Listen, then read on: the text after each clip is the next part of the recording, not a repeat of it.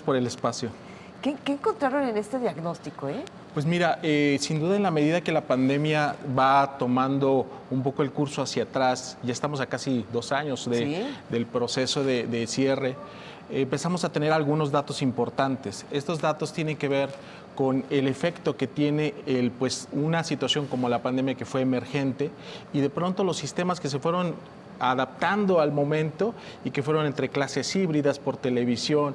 Y entonces a partir de este diagnóstico que empezamos a realizar, pues detectamos que no solamente del total de alumnos en edad escolar, solo el 25% ha estado aprendiendo durante su cierre de clases presenciales y por otros medios, solo el 25%.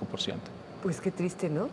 Un 25%, porque yo decía en el 2020 que ese era un año perdido en materia de aprendizaje, pero van dos. En marzo se cumplen 2 años perdidos. Y ese 25% corresponde a qué rubro? Educación básica, bachillerato, Sí, licenciaturas. estamos considerando que son alumnos en edad escolar a partir de los 3 años y hasta que puedan iniciar la preparatoria, 15, 16 años tal vez. ¿Y en qué materias en general? Pues el proceso de la metodología que hoy represento, que es Kumon. Kumon es una metodología japonesa y lo que hace primero es hacer un examen diagnóstico. El examen diagnóstico avala las 3 habilidades básicas académicas, que son conocimiento matemático, la lectura de comprensión y un idioma extranjero.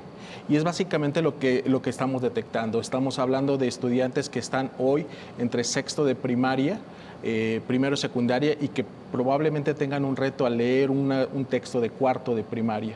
O alumnos que en el tema de comprensión lectora, por ejemplo, que vivieron la pandemia de preescolar, que vivieron la pandemia su primero o segundo año de kinder, tercer año de kinder, luego pasaron a primero de primaria o segundo y no lograron este momento muy importante que es el aprender a leer y escribir. Y entonces ya incluso la UNICEF habla de algo que le está llamando analfabetismo funcional, que significa este proceso de pues que siguen avanzando de ciclos escolares, siguen avanzando de grados, pero no están logrando los conocimientos necesarios. ¿Y qué hay que hacer? ¿Qué se puede hacer aquí? Es una muy buena pregunta. Mira, una de las primeras cosas yo creo que sin duda la pandemia nos dejó y nos dejó ver necesariamente es que la educación siempre está fundamentada, debe estar fundamentada en el hogar. Es decir, necesitamos que los padres tomemos la rienda de cada una de la educación, porque los ciclos van a seguir avanzando y vamos a seguir en algún punto, nuestros hijos van a tomar decisiones de vida como la universidad, ¿no? Como la preparatoria. Y entonces, para poder hacer esto, necesitamos saber que este momento va a llegar y lo primero que tenemos que saber es exactamente en dónde está. Tenemos en 2018 la última prueba de PISA. La última prueba se tenía que haber hecho el 2021, pero ahora por la pandemia recién vamos a empezar a 2022 ver si se va a aplicar y tener datos en 2024, 2025, ya un poco tarde para saber cómo nos afectó la pandemia. Entonces, tomar las riendas, conocer un examen diagnóstico. Yo creo que es muy importante el tener un examen diagnóstico que te permita conocer cómo está en matemáticas, cómo está en comprensión lectora y cómo está en inglés. Y a partir de ahí, trazar un plan para que pueda hacer el mayor efecto de aprendizaje en el menor tiempo.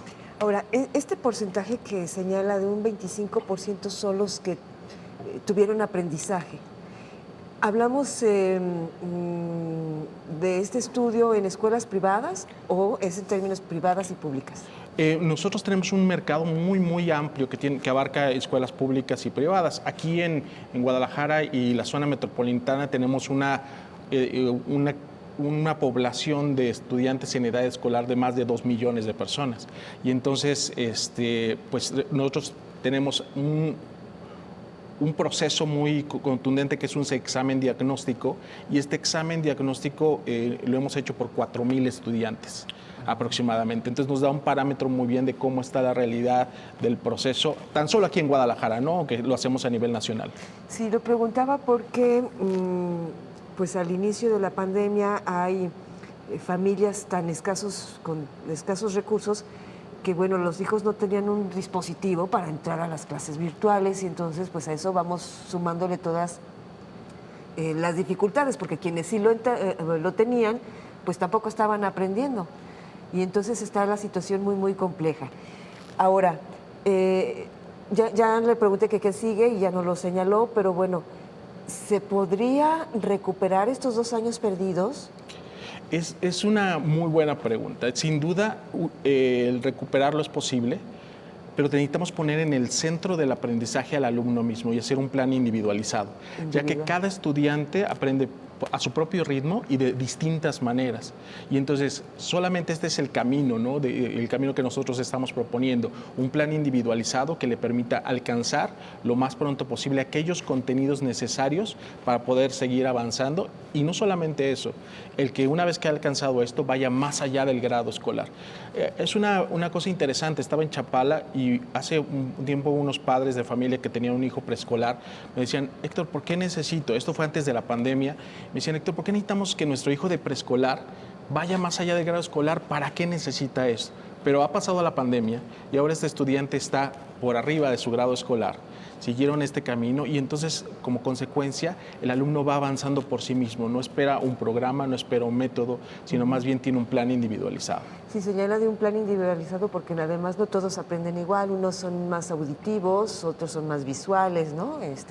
Pero bueno, se nos agota el tiempo, pero sí preguntarle, si alguien tuviera más dudas, ¿ustedes pudieran darle asesoría? Sí, totalmente. Y no solamente eso, invitarles a que puedan hacer un examen diagnóstico sin ningún costo y sin ningún compromiso en cada uno de los 42 centros que tenemos en la zona metropolitana. ¿Y dónde pueden localizarlo? Vayan a la página kumon.com, kumon.com, y ahí van a poner el código postal y les va a aparecer el centro más cercano a su domicilio. Muy bien.